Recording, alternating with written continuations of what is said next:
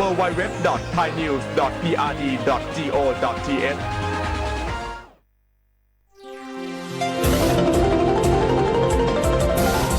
วิทยุแห่งประเทศไทยให้ความรู้คู่ความสุข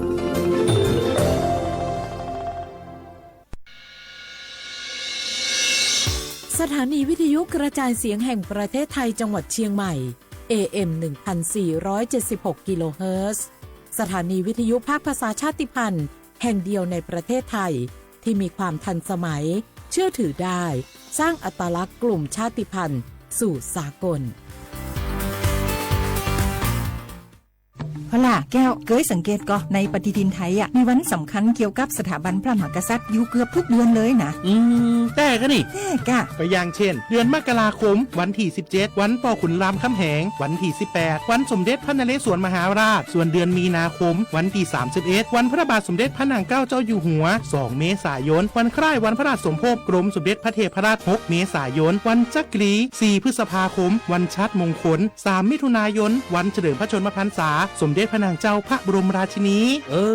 ใจวันที่28กรกฎาคมวันเฉลิมพระชนมพรรษาพระบาทสมเด็จพระเจ้าอยู่หัววันที่12สิงหาคมกับวันแม่แห่งชาติ24กันยายนวันมหิดลนี่เดือนตุลาคมก็มีวันสำคัญก็คือ13ตุลาวันคล้ายวันสวรรคตของในหลวงรัชกาลที่9วันที่21ตุลาวันคล้ายวันพระราชสมภพสมเด็จย่าและก็23ตุลาก็เป็นวันปิยมหาราชวันที่14พฤศจิกายนวันพระบิดาแห่งฝนหลวง25พฤศจิกายนวันวชิราวุธและก็วันสำคัญในเดือนธันวาคมคือวันที่5วันป่อแห่งชาติครับสังคมไทยเฮาให้ความสำคัญกับวันเหล่านี้คนไทยฮักและก็เทิดทูนสถาบันพระมหากษัตริย์เพราะสถาบันพระมหากษัตริย์อยู่คู่กับคนไทยมาอย่างยาวนานปรารถนาดีจากสำนักงานประชาสัมพันธ์ที่3กรมประชาสัมพันธ์ค่ะฮัลโหลสวัสดีครับสวัสดีค่ะจากไหนครับคุณคือผู้โชคดีที่ได้รับเงินสด1ล้านบาทแต่ต้องโอนค่าธรรมเนียมมาก่อน 5,000 บาทนะคะหลังจากนั้นทางเราจะทำการโอนเงินกลับไปให้ค่ะจริงเหรอครับงั้นเดี๋ยวผมโอนค่าธรรมเนียมไปให้นะครับขอเลขบัญชีด้วยครับได้ค่ะคุณโชคดีมากนะคะรีบโอนค่าธรรมเนียมมาก่อนได้เลยค่ะหยุดก่อนนายจะเชื่อจริงๆหรอนี่มันหลอกกันชัดเลยฮะจริงเหรอหลอกยังไงอะนั่นสิเธอลองคิดดูสิว่าเราจะได้รับเงินล้านจากอะไรล่ะในเมื่อไม่ได้ไปเสี่ยงโชคหรือลุ้นรางวัลอะไรเลยจำไว้ไม่มีใครให้เงินเราฟรีๆโดยที่เราไม่รู้ตัวหรอกนะแถมยังให้โอนค่าธรรมเนียมไปให้ก่อนอีกคุณคะเราไม่ได้โกงนะคะโอนมาก่อนเดี๋ยวพิสูจน์ได้ค่ะไม่เอาละผมไม่เชื่อไม่โอนไม่คุยด้วยละกลโกงมีทุกที่จำให้ขึ้นใจอย่าเชื่ออย่าคุยอย่าโลภอย่าโอนด้วยความปรารถนาดีจากสำนักงานประชาสัมพันธ์ที่3กรมประชาสัมพันธ์ฝนตกหนักน้ำท่วมภัยธรรมชาติที่เราหลีกเลี่ยงไม่ได้แต่เราสามารถเตรียมตัวให้พร้อมเพื่อความปลอดภัยของทุกคนในครอบครัวได้ก่อนน้ำมาเตรียมตัวให้พร้อมเก็บของสำคัญขึ้นที่สูงเช่นเอกสารสำคัญเงินสดและสิ่งของจำเป็นอื่นๆและถ้าหากบ้านอยู่ในพื้นที่เสี่ยงให้ติดตามข่าวสารจากทางราชการอย่างใกล้ชิดเตรียมไฟฉายแบตเตอรี่สำรองวิทยุสื่อสารและยาสามัญประจำบ้านไว้ให้พร้อมและอย่าลืมตรวจสอบเส้นทางอพยพที่ใกล้ที่สุดด้วยขณะเกิดน้ำท่วมอย่าเดินฝ่าน้ำที่ไหลแรงหลีกเลี่ยงการสัมผัสกระแสไฟฟ้าและหากต้องอพยพให้ปฏิบัติตามคำแนะนำของเจ้าหน้าที่อย่างเคร่งครัดเมื่อภัยผ่านพ้นตรวจสอบความเสียหายของบ้านและทำความสะอาดเพื่อป้องกันโรคที่มากับน้ำท่วมเตรียมตัวให้พร้อมก่อนภัยมาถึงเราจึงจะปลอดภัยด้วยความปรารถนาดีจากสำนักงานประชาสัมพันธ์ที่3กรมประชาสัมพันธ์เจ้าหยุดยาวปีนี้ปิ๊กบ้านก็ปิ๊กกายึดเติมหาที่บ้านไม่ได้ปิ๊กมาหลายปีแล้วใครไปกอดป้าอุ้ยแม่อุ้ยแล้วโอ้ดีใจขนาดเลยมาตั้งเส้นใดน่ะรถนักขนาดกำลังพอเส้นทาง GPS อยู่เนี่ยมันซอกปลาหลงว่าจะเลือกเส้นทางลักแล้วก็พอเส้นทางเลี่ยงที่มันมีจุดบริการประชาชนต่างๆถ้าเอารถไปเช็คแล้วยังเจ้าเรียบร้อยแล้วตึงน้ำมันเครื่องน้ำมันเบรกน้ำมันเกียร์ผ้าเบรกลมยางไฟรถพร้อมขนาดจะฟังปิ๊กพูดมาเจ้าเลยแต่ว่าแรงเนี่ยที่ยาการจะพาไปเลี้ยงว่าจะไปแดนส่งตายเนี่ยน้อยโอ้บ่ได้เนอะเกียมรถพร้อมคนขับก็ต้องพร้อมตัวนอนน้อยหลับในเดี๋ยวรถปุ่งเข้าข้างทางได้ไปโรงพยาบาลแตนนะแต่อันต่อไปละเดี๋ยวเช็คเส้นทางเสร็จพี่จะไปนอนละปิ๊กบ้านปลอดภัยนะพี่เดินทางปลอดภัยใส่ใจกฎจราจรด้วยความปรารถนาดีจากสำนักงานประชาสัมพันธ์ที่3กรมประชาสัมพันธ์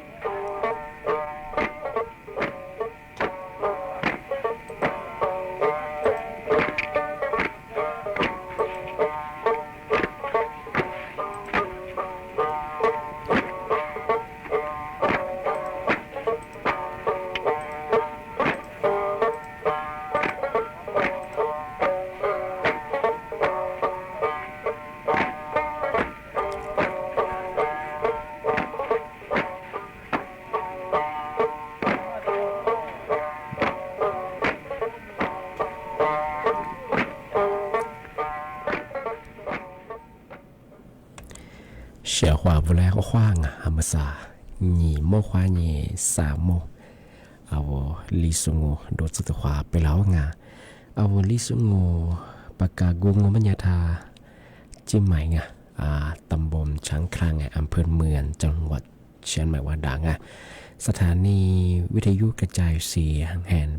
ประเทศไทยจังหวัดเชียงใหม่ที่เลยแบงวิทยุโดยจะมาเมื่อจำว่าเฮยระบบยาย AM ยี่ความถี่ของเบอร์ที่ตัวลี่ยาสีจืดโฉเฮือกว่าโจนยาเฮตัวหลังกว่าวิทยุยังไงมาปีข้าวโลชื่อจังเบอร์ไงลิสุมกว่านั่นใช่เบอร์ว่าระบบกว่าวิทยุไงระบบ AA วันดูเนี่ยคือที่ตัวลี่ยาสีจืดโฉเฮือกว่าโจนยาเฮตัวหลังนี่มุ่งว่านี่สามโมที่โมลอยเนี่ยในแบบโฉมุ่งว่านี่เจมงนาทีเนี่ยว่าเนี่ยนาเนี่ยที่ตัวที่เนี่ยมาคือเนี่ยว่าด้วยที่ถ้าระบบไลฟ์สดจะถ้า Facebook ยี่เพจไปสวทเชียงใหม่ AM 1476กิโลเฮิรตซ์นี่ไม่ถึงยิ่งว่ามันยังดิสูบามเนี่ยคือเชียงฮาลี่นี่ไม่ถึงว่าคือหมูนี่ไงหมูนี่ยี่โคนี่ตัวนี่จะเฮโคที่โคมังที่เนี่ยไทยบางมันยังคือเฮฮานี่จะโชนี่นี่ไม่ถึงว่าคือนี่ไงวันอังคารที่26เงินเดือนสิงหาคมแค่พศก็คือ2568ที่คมมางงามที่นี้ไงนี่ไม่ถึงเราคือเสียวร่างกันทำมาปีมาคือแจ้งเตือนยี่ใช่ไหมคือทำมาคือมีฮิโร่ฮินจักวางมือสังโง่ไม่อยากคือไงเธอย่าปพปพก็คือกรมป้องกันและบรรเทาสาธารณภัยไงอย่าแจ้งเตือนไงเธอพื้นที่ไงมีความเสี่ยงอย่างไรเราว่าซื้อเหตุจังหวัดทั่วประเทศไปถึงไงภาคเหนือภาคอีสานภาคกลางภาคใต้ที่นี่คือกรุงเทพมหานครไงบางคือจำหมดแล้วเป็นไงเลยนี่จะโฉนยี่ห้อนี่คือนี่จะเหตุนี่จะสิ่งนี้สิ่งงานที่มันคือพายุไต้ฝุ่นไงหรือพายุยิ่งมีอย่างคือคาจิกิบดไง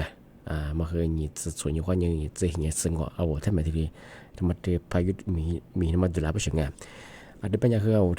jika ada banyak wajah baca sebab akhirnya zaman jadi pihak mah akhir paling banyak hal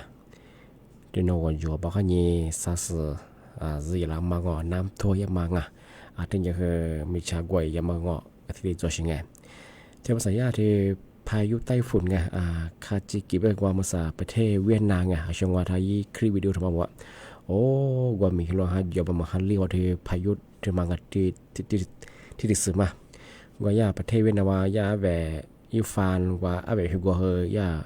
ฮีชาลามาย่าหลังคาเธอโอพิอาบิวไงแหวนี่คือติดกันทำมาเพื่อกว่ายี่หลังคาซุกโฟร์งอกว่าย่าสักเสียโคดมานอหิปีละมาพิอาบิวเนี่ยแหวแล้วชีเตียบ่คือไงแหวเชื่อมาคือไม่เอาจงที่นี่คือยี่เป็นยังคือพิอาบิวก็ช่วงไงโดยพายุทำมังดินสมังทุกคนยังเที่ยวย่าปพแจ้งเตือนฝรั่งถ้าแบบเคยที่ว่าซื้อเหตุจังหวัดมาคือ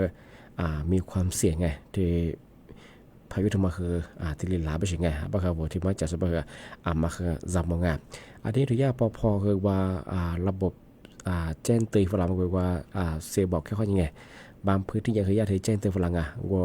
ปีว่ามาสัตยาจังหวัดนั้นยังเคยเหยียงกระจกกันที่ย่าบ้างคือมหาขึ้นเลยบ้างคือกว่าน้ำท่วมมังงอมาคือยาที่มาคือฟ้าระวังว่าจำมันมาที่เจนเตอร์ฟลาชยังไงนี่มีถ้าเอามือใส่ที่ชาดาทีโมถ้าทีโมถ้าทีโมดูห้องไงอะไรซึ่งยิ่งมุ่งความยิ่งละทีโมว่าสนับสนุนไงเมื่อหาขึ้นเรียนธรรมศาสตร์ถ้าที่แมงงามเรามาที่เธออะไรเงินไปที่จุบุ่มเซรีมาคือเอามือใส่ไปเธออาชีพมาเรียกว่าไงกว่าย่าจับกุญแจบาทปัจจุบันเนี่ยไปไงบางที่บางพื้นที่อย่างคือหลูกลุ่มนัดสกิเลชของไงมาคันเรียบมาว่าชิบุตรว่าคือยี่ท่อระบายว่าคือว่าระบายมาทางชิงอ่ะอันนี้ว่าคือหลูกู้ซ่ามังงาเชื่อมาเรามาสมัครลีมังงาเอามาใส่แบบมาหาบานเลยไม่ใช่คืออาจจะที่ได้ช่วยได้ยังไงอันนี้เป็นช่วงงาว่าคือลูกเคยอยู่โซหลูชิสบ้าคืองามาขยันแต่งาแล้วมาละวันยังงาทำปัจจัยเชื่อมังงาบางพื้นที่คือมาหันลีขยันคือว่าอาจจะมาช่วยมันตัวชิงงา ที่ทำมาตเชียงก็เจอชุดนอำเภอแม่อองไงถ้าจังหวัดเชียงใหม่รู้ว่าไงเนาะคือเชียงใหม่ที่รีมาคือโอ้เนาะยังว่าอยู่ข้างเนี่ยจะงอสัสสิแล้วมาลัดช่วยที่คือพี่งอจะเสียหายมาคือตัวชิงไงมาคือจะมองชาวกันที่พอแบบยุ่งกันที่พายุคาจิกิมาไงนี่จะ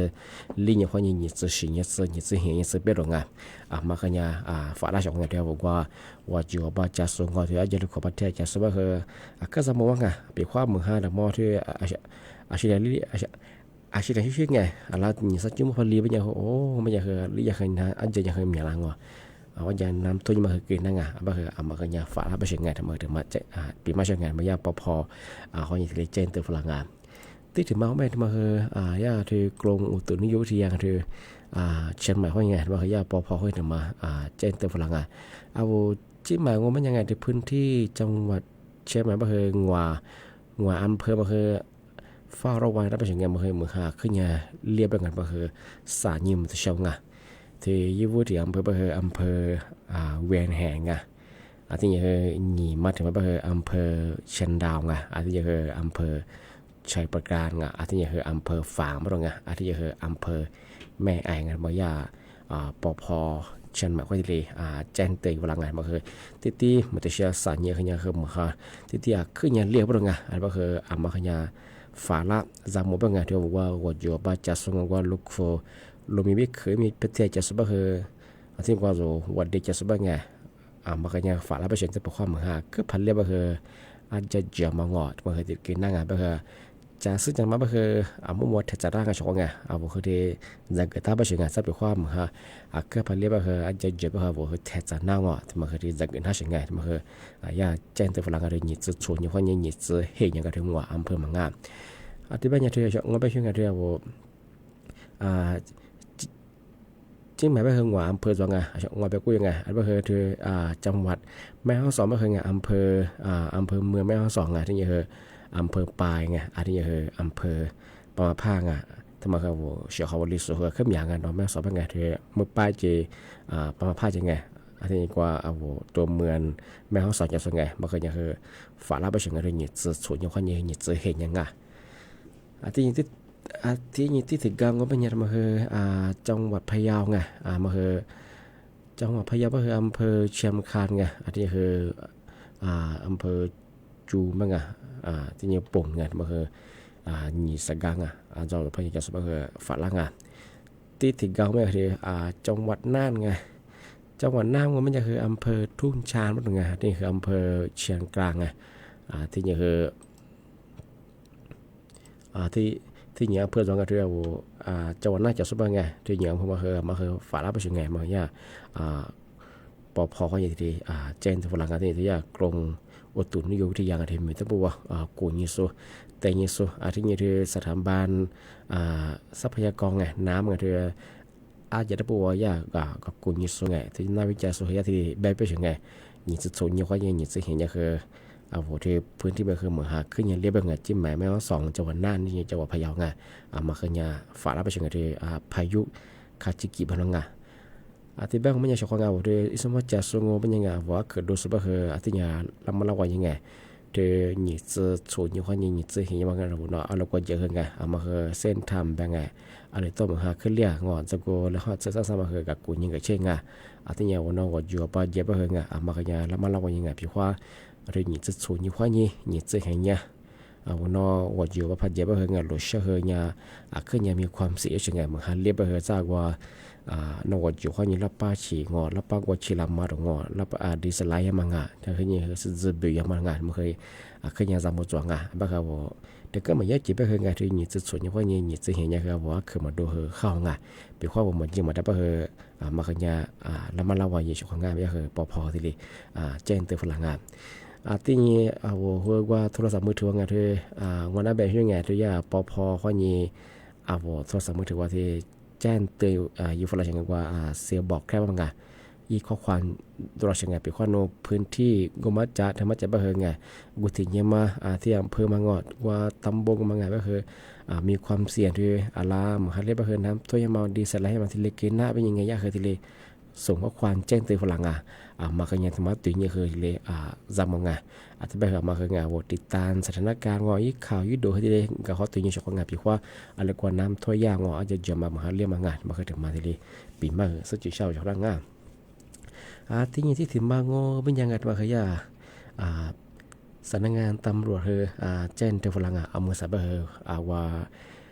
เฟซบุ๊กเขายังไงยี่เพจยี่ปอขึ้นมีอัปโหลดเอาว่ายี่เพจยี่ปองคือจะสึกจะมาว่ามังอาทิตย์ปัญญาประชาชนประชาชนเปียว่ามา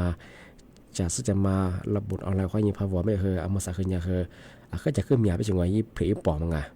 มาขึ้นเนี่ยผู้มาเบิกแทงแต่กับกุญแจกับเช่นนี้บริษัทอย่าไปว่าเฟซบุ๊กเขายิงพาวไม่เคยมีโอกาสยี่เพย์ปอกเงี้ยมีมาเงี้ยชิดประสิทธิ์มีบ้างไงที่แบบว่าย่าโซยี่แอดงอว่าระบบออนไลน์เขาเนี่ยยี่แอดคือจังว่ายี่ที่วางความดังระบบออนไลน์เขาแบบนั้นว่ายี่แอดคือโนไม่ใช่ชื่อโดยจังที่คนเนี่ยชิดสมาพาวว่าคือไงยี่ล้างค้างคือกัดตัวเงี้ยกับกุญแจกับเช่นมาใส่ก็คือมิชาชีแกนคอร์เซนเตอร์ยี่ปอยี่เพย์ปอใช้คนว่ามาทำยังบ้านหลังบ้านเขาก็ผู้บ่าวเก็บเงินปลายทายมาข้างจะซื้อเป็นร้านยังจะซื้อตุ้ยยังพวกเบอร์มาค่ายชงผู้บ่าวโอ้ยจะซื้อสุดแล้วจะบ้าเฮทำมาคือบ้าเฮที่ยังไม่เช่มามีความเสี่ยงสูงยังจะผู้บ่าวเบอร์บ้าเฮสุดท้ายจะซื้อมาสุดละติดก็จะซื้อสุดละมันก็จะซื้อคนได้คือว่าจะอาชีพก็ได้มาซื้อชงที่คนเนี่ยบอกว่ามาคือจะสึกจะมาระบบออนไลน์เขายังพาไว้คืออาทิตย์เนี่ยคือเรามาระวังยิ่งมันสับคือเพจปอคือมีมิชาชีแกนคอนเซนเตอร์คือมีเป็นยาที่เจนเตอร์ฝรั่งมาคืออาทิตย์เนี่ยจะหมดช่วงอาทิตย์แบบมาสั่งงานนั่นแหละมันกว่าแต่ว่ากันนางานช่วง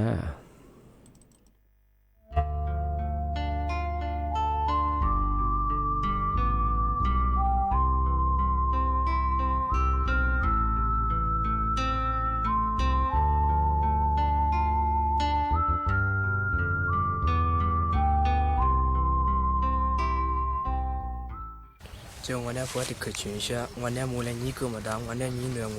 你他哥哥，完了你那是做。เ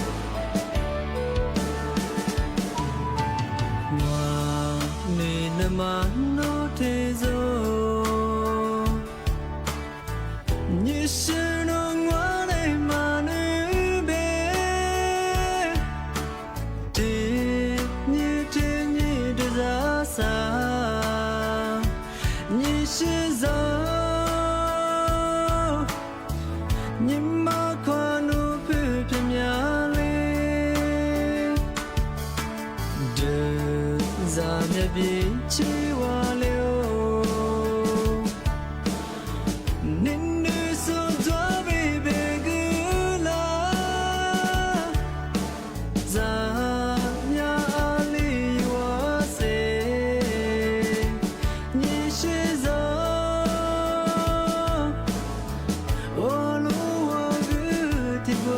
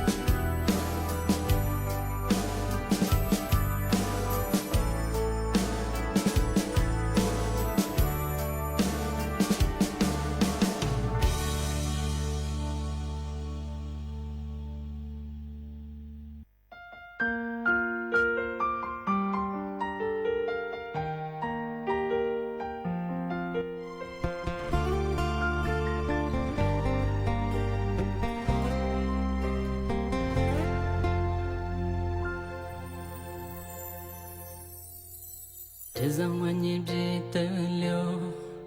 我来年月别听你，努别克这咋说我，别面的是我不是，努你妈苦我走里，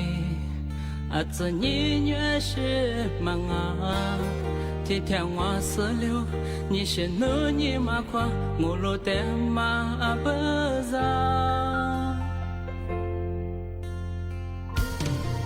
我你妈不那次努力，你越狠，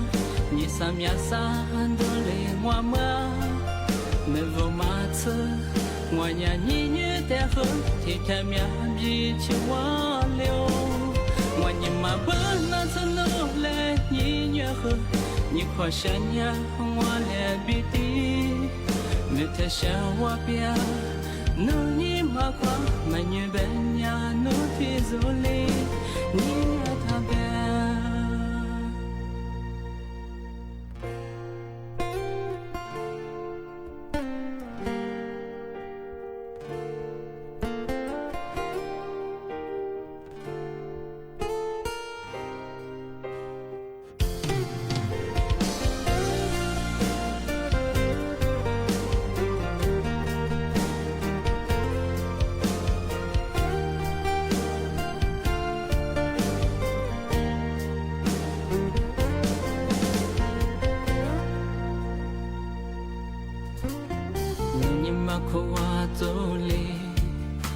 这年月是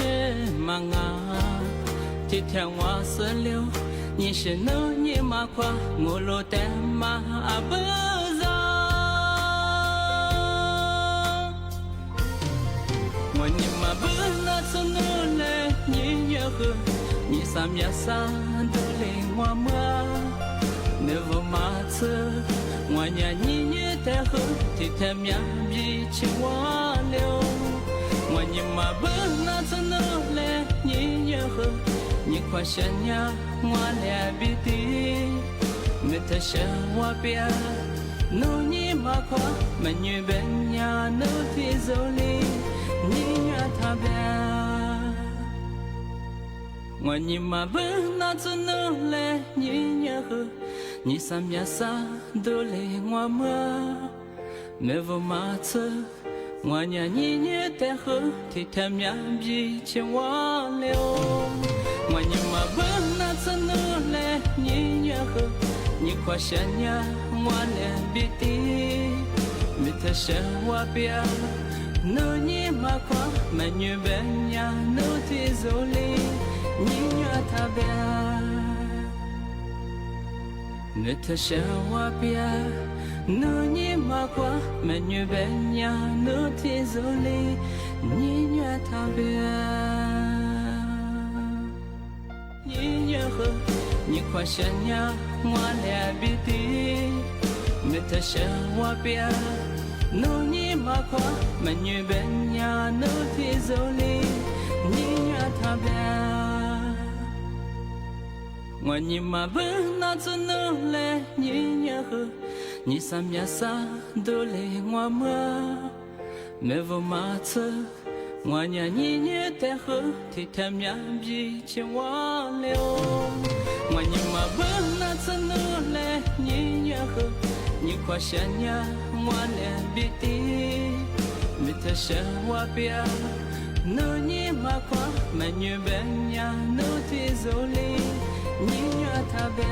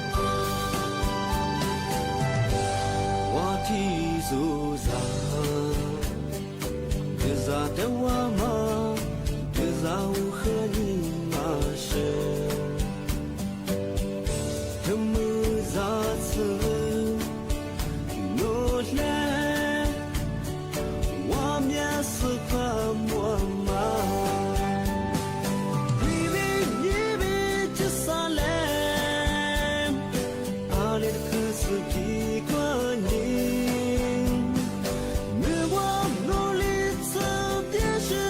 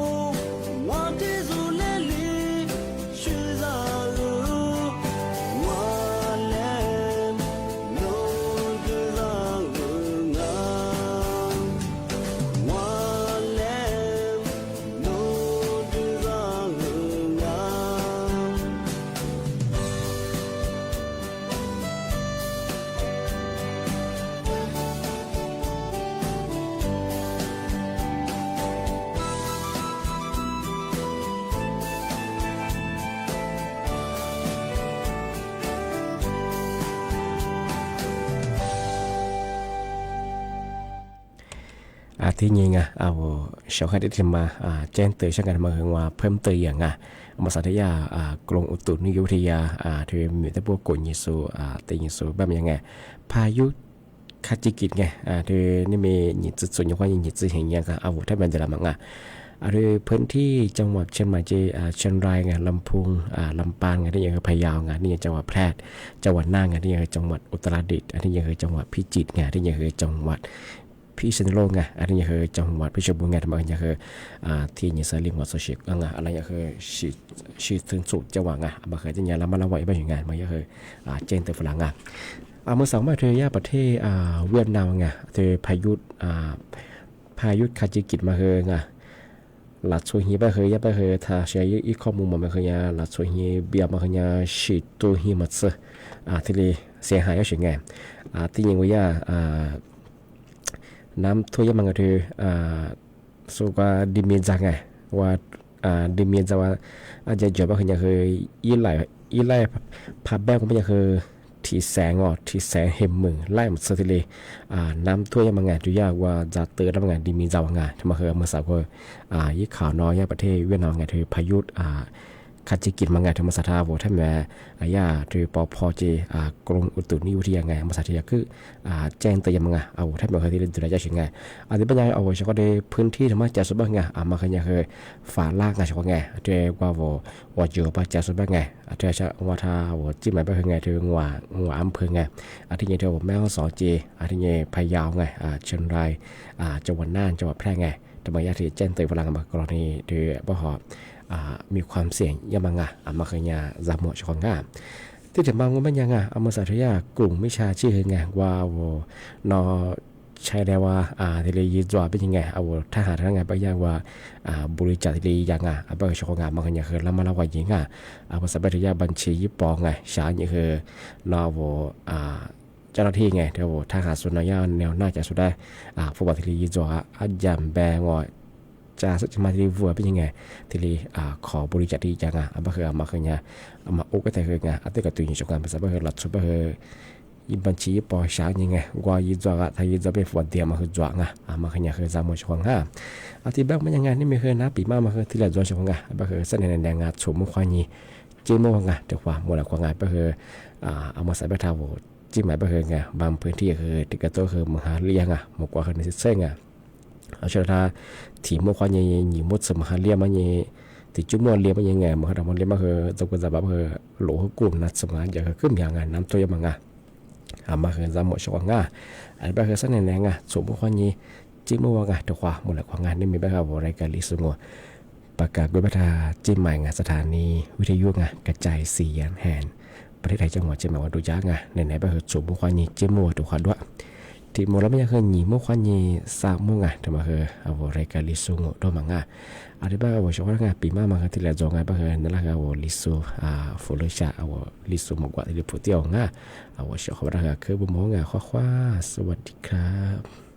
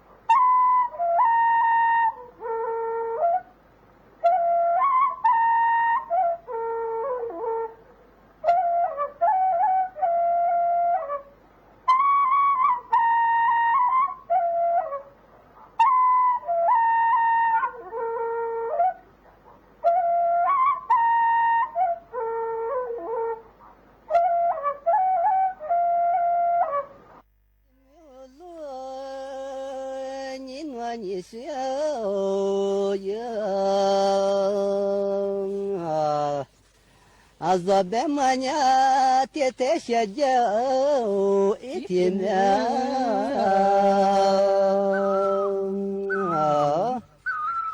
还没来。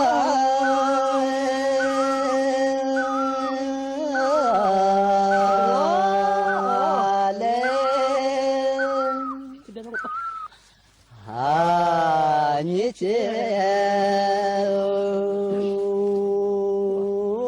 天面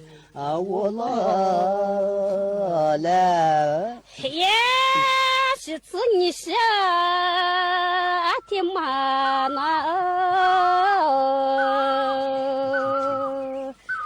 咋的咋看？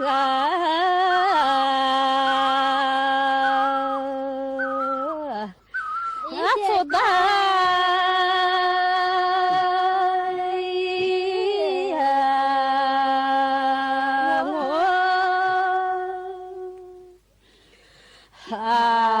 我咋的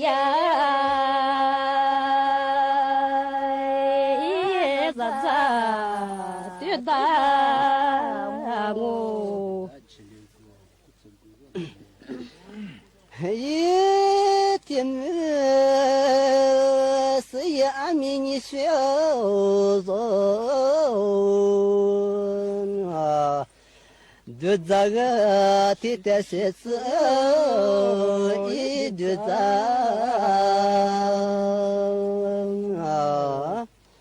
啊是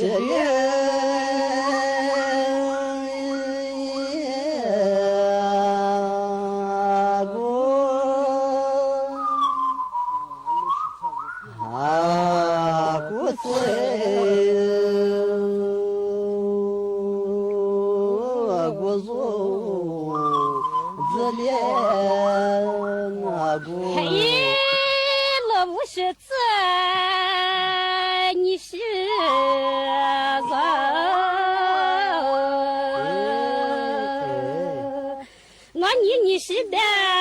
你是咋一座标？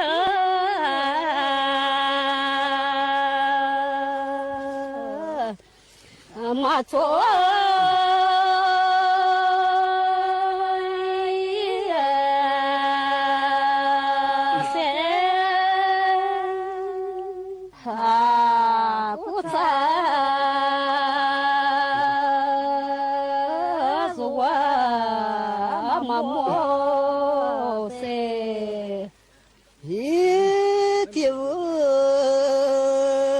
别马达几件一小子啊，马鞍那你是马莫一撒家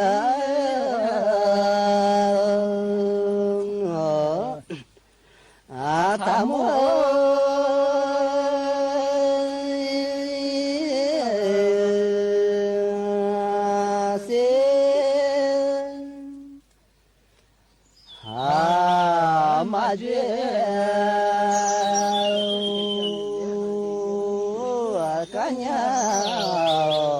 他这是看我马子，你努你是啥？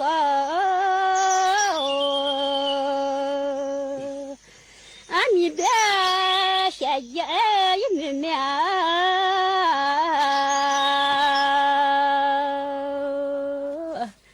你往里。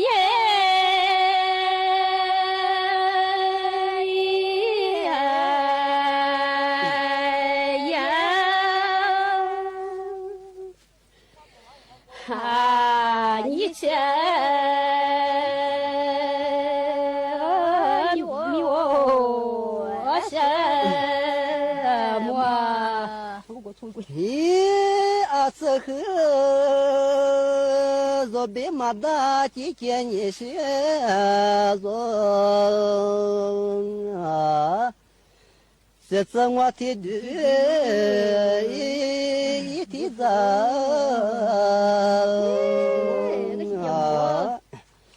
啊，这里。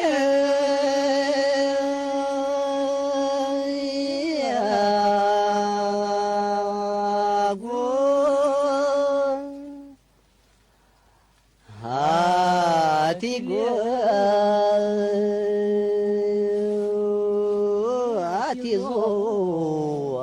เจเลอากู 嘿，我不是这，别一你是走，日子爸爸一个个。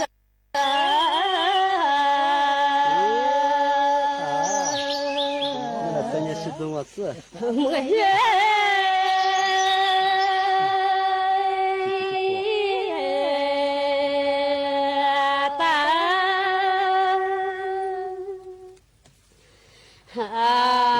妈妈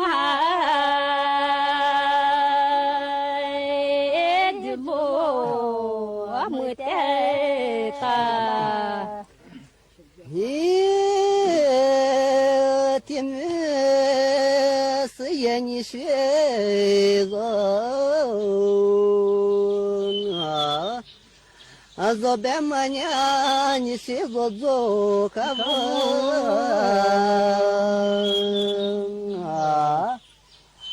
马子。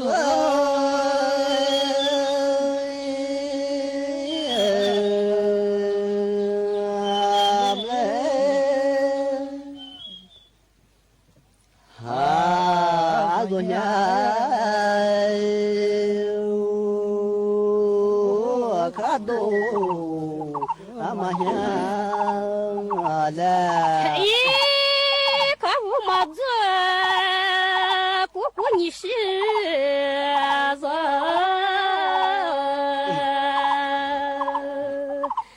里做怕一做人，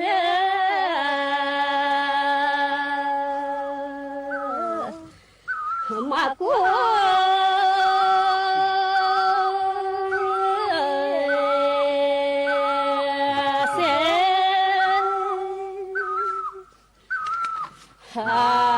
做嘛做的嘛是噻，这是阿子怕别人你是好嘛，是也阿苗吃着一面做。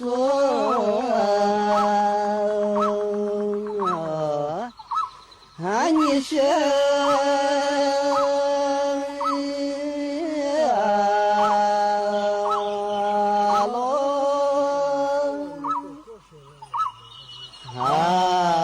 是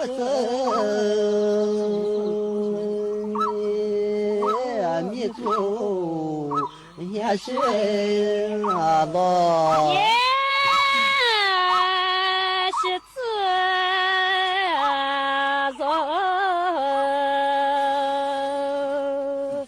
是自娘上了一百个，